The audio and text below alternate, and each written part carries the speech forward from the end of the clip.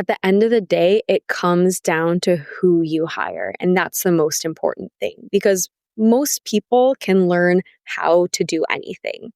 But if you're bringing people to the team that have the same ethos, that have the same values, and you can align on that upfront, you can let them make decisions that you know are similar to the decisions that you would make.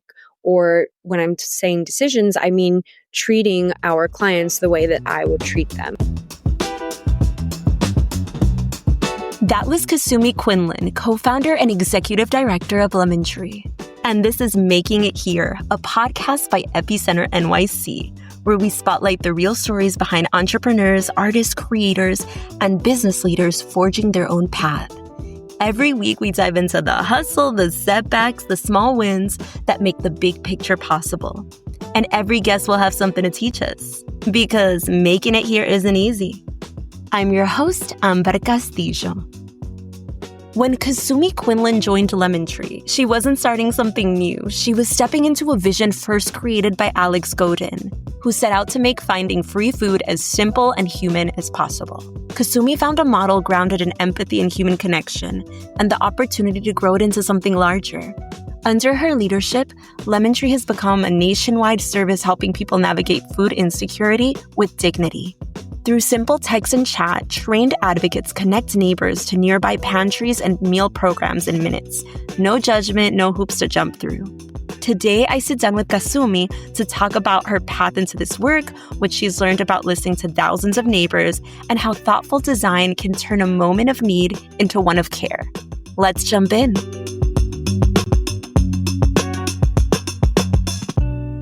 My name is Kasumi Quinlan. I'm the co-founder and executive director of Lemontree. And what is Lemontree, if you could put it into a couple words? Lemontree is a tech nonprofit that helps families navigate food assistance. When did you get involved in Lemontree? Because it sounds like it started soon after you graduated from George Washington University. Yes, I was hired into Lemontree. It was my first role after graduating college. But at the time, it was a completely different organization. It was still a small tech-enabled nonprofit based in New York City, but we were delivering meal kits to schools in neighborhoods that didn't have a lot of access to fresh produce to really encourage home cooking. And my first role was a community partnerships role where I'd go out to those schools, I'd talk to families, but COVID changed everything.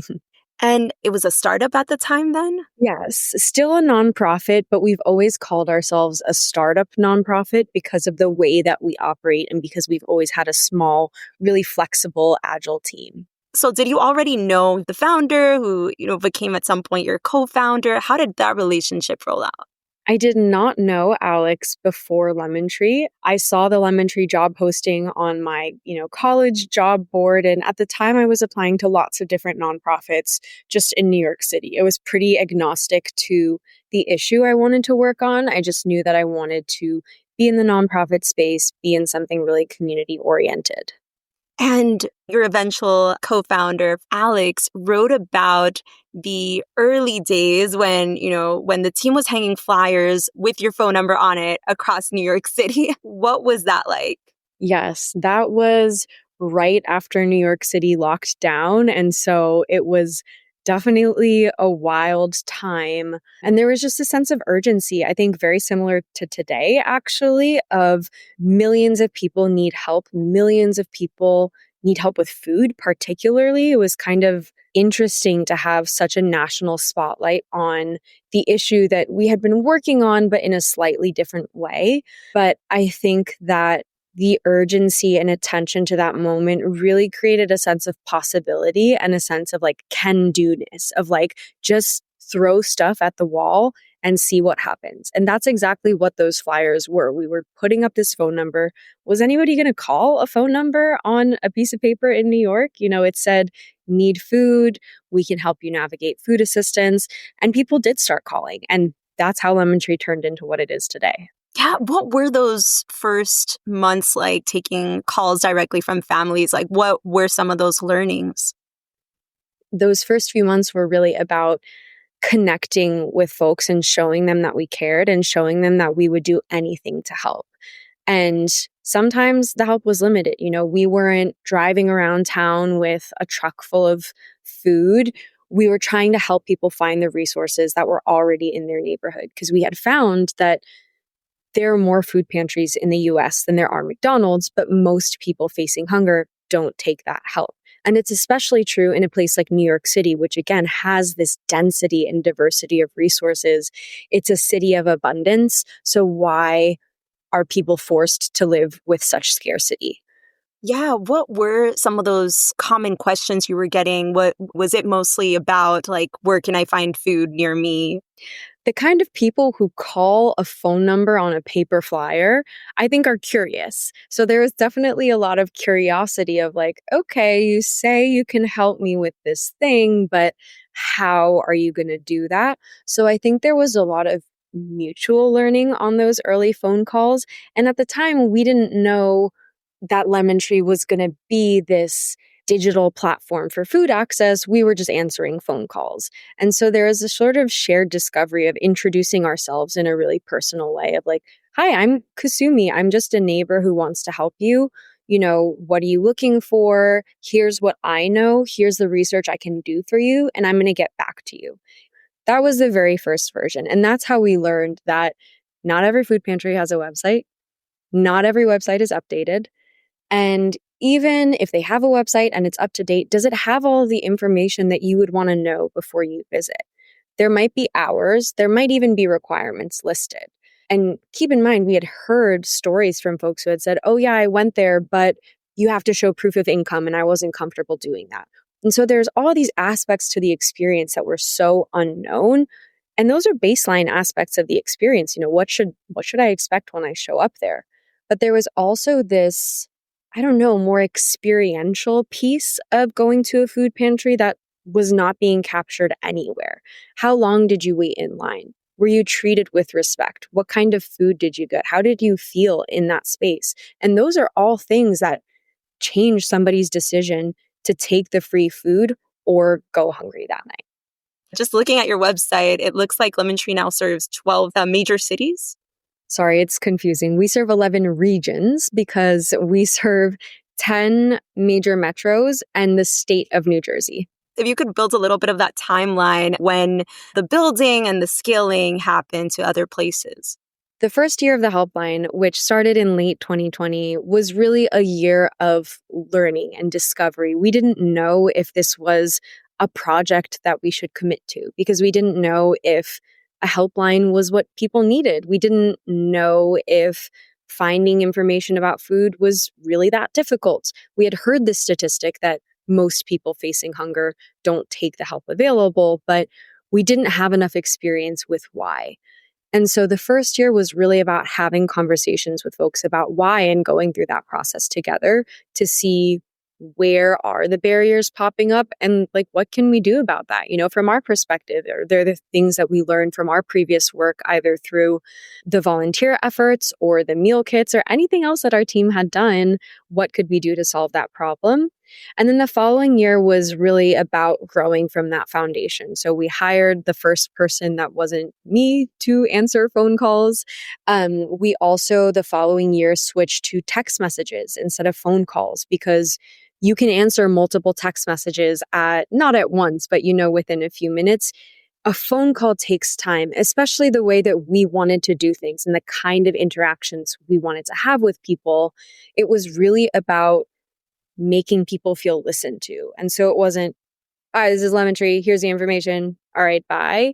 It was really an exchange of like, hey, I'm Kasumi, how are you? Oh yeah, I know the rain is really getting me down too. And that to this day is such an important part of the Lemontree experience, even though we've invested in ways to make the helpline more efficient. We've invested in ways to be able to scale. And that human interaction doesn't really scale, but it's too important to leave out.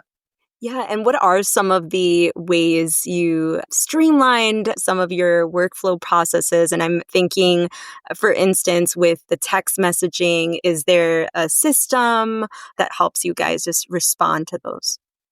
Absolutely. And we're still figuring out how to do that better every day, several years later. But I think a great example from the early days is all right, we moved from my cell phone ringing to a platform where we could kind of divide up calls and the text message that we ended up switching to between the different specialists that were working to answer these messages on the helpline. So it wasn't just like, oh, Kasumi didn't answer her phone. All right, you get sent to voicemail. We were starting to use platforms that were built for kind of customer service teams, really, to distribute tickets, so to speak. Another great example is the onboarding process and the way that we operationalized that. I mean, the first step was to create a standard set of questions because in the very beginning, we didn't know what we needed to know about people to serve them well. After a while, there were recurring themes, recurring questions. Address, what kind of resources are you looking for? What kind of transportation do you have available to you? So once we decided on a standard set of questions, we were able to build an onboarding form where we just asked all those questions because before we were going back and forth via text message, every single question, waiting, sometimes it would take days between responses and it just wasn't very efficient. But today, we have this awesome website where it's really easy to sign up and it takes less than 30 seconds. I'm wondering how when it was just you and you were hiring specialists, how you scaled yourself and just going through some of those initial processes of replicating some of what you were doing well. At the end of the day, it comes down to who you hire. And that's the most important thing because most people can learn how to do anything. But if you're bringing people to the team that have the same ethos, that have the same values, and you can align on that upfront, you can let them make decisions that are similar to the decisions that you would make. Or when I'm saying decisions, I mean treating our clients the way that I would treat them. And so we really emphasized upfront whenever we were hiring for this role that it wasn't your average customer service job. Your job is to make people feel listened to and feel heard and bring yourself into that equation as much as you feel comfortable. One of our early specialists, her name was Lisette, was just such a model of this, where she would respond to clients. Let's say somebody texted in and they said, oh, I can't get to a food pantry. I just broke my leg, so I'm homebound right now. This is a real example. Lisette responded and said, oh man, I broke my leg a few years ago and it really took me out. I remember how hard that was. I hope your recovery goes quickly. Let me see if I can look into some delivery services for you. And that's a simple thing. And there's no training manual that says, if client talks about injury, talk about your injury. Like I could never instruct somebody to do that, but because we had communicated that what was important was connection and making people feel heard and reminding somebody that there's another human being on this planet that cares about you, that enables moments like that to happen. And that's what makes Lemontree Lemontree. Yeah, definitely. And you alluded to this earlier, and this is something that's come up including in our own team, right? About certain misconceptions about the people who do seek out emergency food services, and just hearing from you how important it was to make the food pantry experience or any other kinds of connections or referrals you were making to people more dignified, as a focus. Can you talk about what dignity in food access means to you and how do you design for that? The first thing I'll say is that dignity looks different to different people. So while there are certainly some core elements, at the end of the day, because people have their own feelings and reactions towards things, it's about giving people choice or giving them more power in the situation, whatever that is. So for example, there are food pantries that try to create a shopping style experience where you can go and you can choose the items that you want for your family. And that feels so different than somebody just giving you a bag of food. And even within, client choice, what does that look like? There are some food pantries who offer choice, but there's categories. Okay, you get one thing from the meat box, you get two things from the vegetable box. So there's choice, but it's very structured and it's dictated for you. On the other end of the spectrum, there are food pantries that have their shelves set up to feel like a grocery store and they give you a cart so you can walk through the aisles and you can pick up the items that you want and touch them physically and put them in your cart. And nobody's watching you, supervising you while you do that. So there's a spectrum of what this looks like, but the concept of choice is the concept of power. And that's what's going to make people feel better about this experience, because nobody wants to ask for help. Everybody wants to be able to feed their own family on their own. And so whatever we can do to make this experience of food assistance easier for people, that's how we're going to feed kids. That's how we're going to feed our neighbors. People aren't doing this for fun. Was that something that you were able to incorporate, kind of how these food pantries or other emergency food services ran in terms of that control, individual control? Yes, definitely. I feel like there are two types of information about food pantries that are going to help you get food from there or not get food. The first type is the literal information you need to access services: address, hours, requirements. These are the rules that you need to follow to get food. But then there's a second bucket of information that is about the experience. It's the tips and tricks. It's the reviews from other clients that do affect whether or not you're going to go to that food pantry or over another one. And so at Lemontree, we do try to capture all of that information because, yes, you need the practical information to show up, but you also need the information to decide if this is the right choice for you.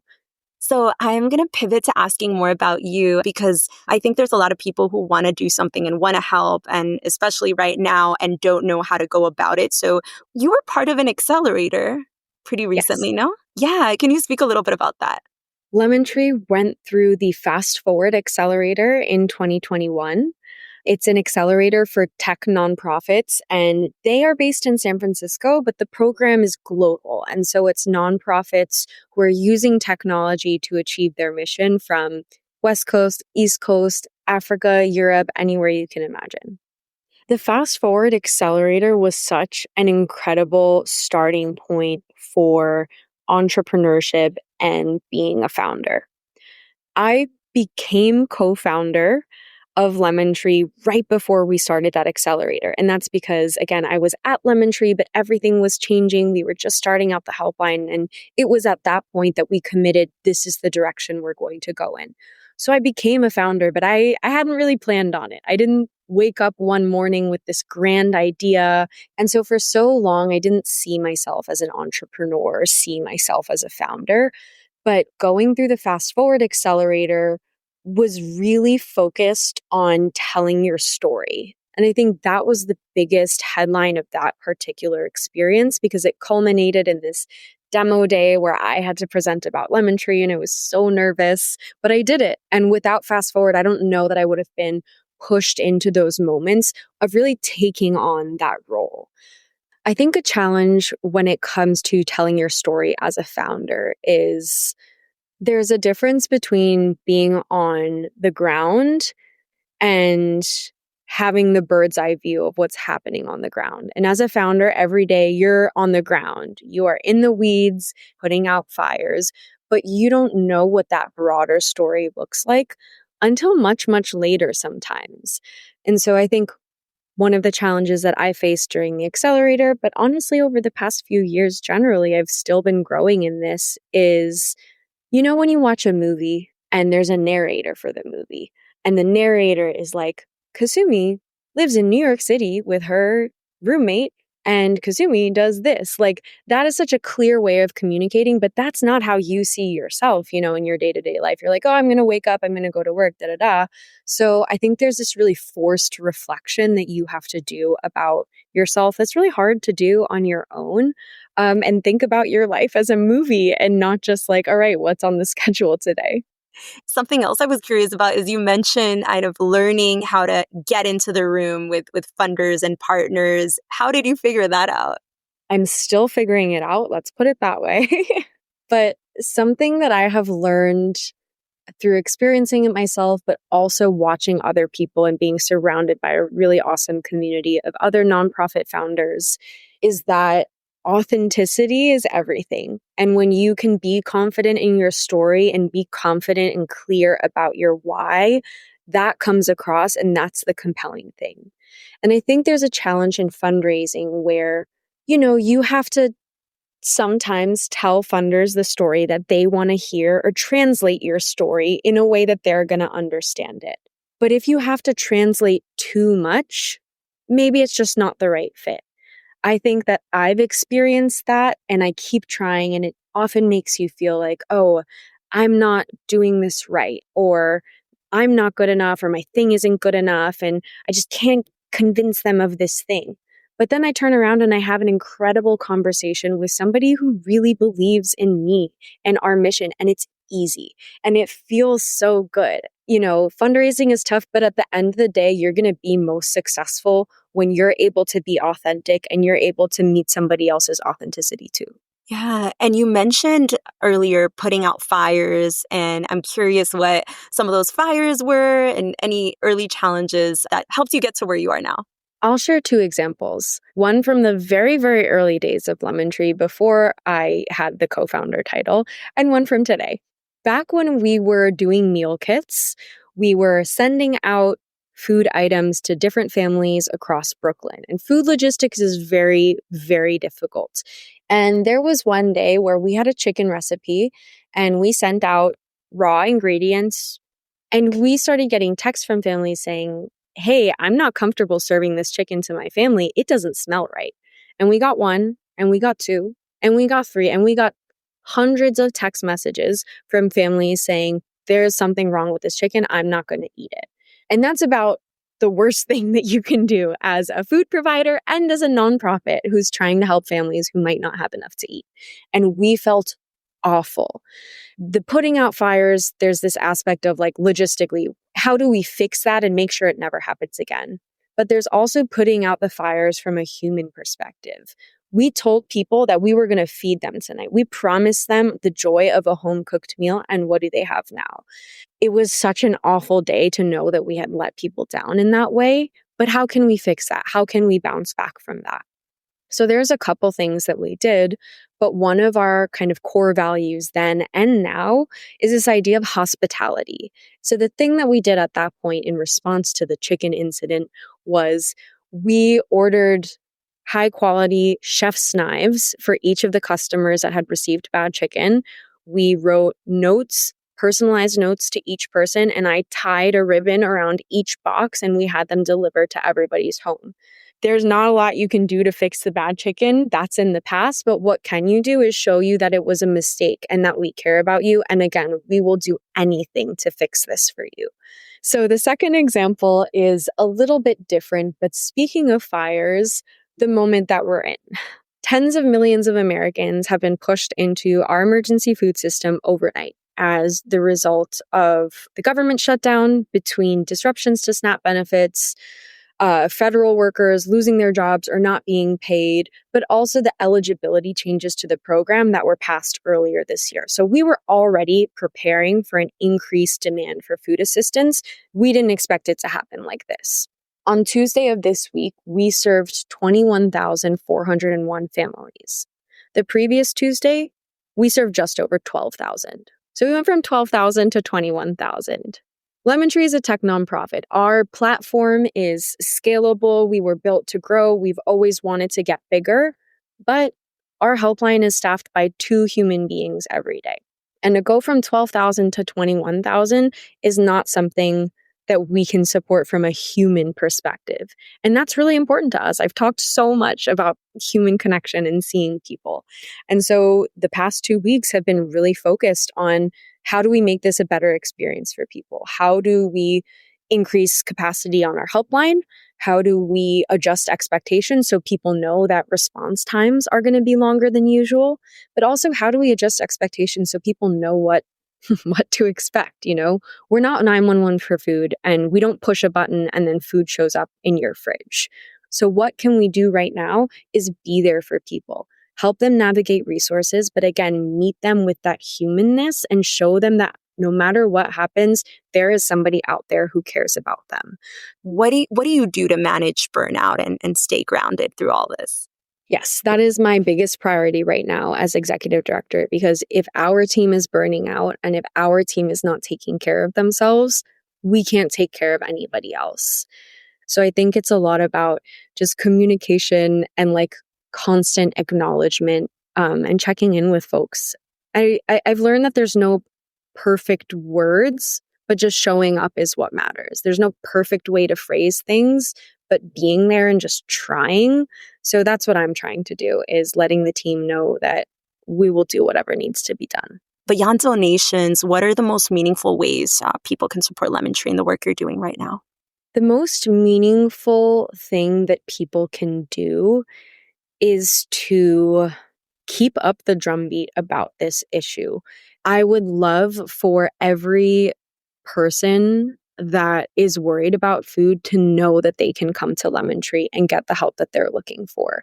And so if you can just spread the word about Lemontree or the resources in your neighborhood or whatever it is, this is a huge issue. And although it's a dire time, we can do something with it. We can do something with this spotlight, which is to remind people that the people that are going hungry are not other. They're not people who deserve it. They're your neighbors. They're people that you see every day.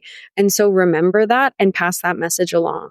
What's one piece of advice you would give to another young New Yorker with a small idea to solve a big problem? My advice is to be true to yourself, because you are going to come across so much advice, but it's not going to drive you in the same way that your own inner voice will. And it's a marathon, not a sprint. You got to be in it for the long haul. And the way to do that is to find what feels good and feels true. Okay, great. For a lightning round. So first thing that comes to mind, when you think back to when you would hang flyers back in the early Lemontree days, what was your favorite neighborhood to hang those flyers? At the time, I lived on the Upper West Side, and I started to get really involved in local food efforts there. And so I just feel like there was so much goodwill and people there who wanted to do good. Would you say late nights or early mornings is your time? You know, as I get older, I'm transitioning to early mornings. Favorite community project or local initiative besides Lemontree that gives you hope? Okay, I have no connection to this organization, but I'm a fan of theirs from afar. Refectorio Harlem is a community kitchen in Harlem that brings together the hospitality industry as well as operating as a community kitchen, but they don't differentiate between those two things. And just look into it. It's a really cool model that I think does a lot of cool, innovative work to destigmatize food assistance. And if Lemontree were a dish or meal, what would it be and why? This is hard. I mean, for me, it's giving a sheet pan meal. Roasted veggies, roasted protein, because it is convenient and nutritious. So it's filling all your needs, but it's also kind of customizable because you can put different toppings. And I'm also just like betraying the fact that this is what I eat a lot at home, but you can roast anything and you make a little sauce and you make a little topping. Bam, it feels good. It was easy. And again, I think Lemontree, convenient, customizable, works for anybody. So that's what I'd say. Amazing. And just lastly, what's one thing you wish every New Yorker would know about hunger or food access in the city? The food is out there. People just don't know how to find it. To learn more about how Lemontree connects thousands of people to local food resources, visit foodhelpline.org. You can also sign up for their newsletter to read impact stories and find out how you can get involved. And make sure to follow at Lemontree Food Helpline on Instagram and Facebook to stay connected. That's all for today. Thanks for supporting us as we do our best to support our community. We couldn't do it without you. For more stories like this, make sure to subscribe to our newsletter at epicenter-nyc.com.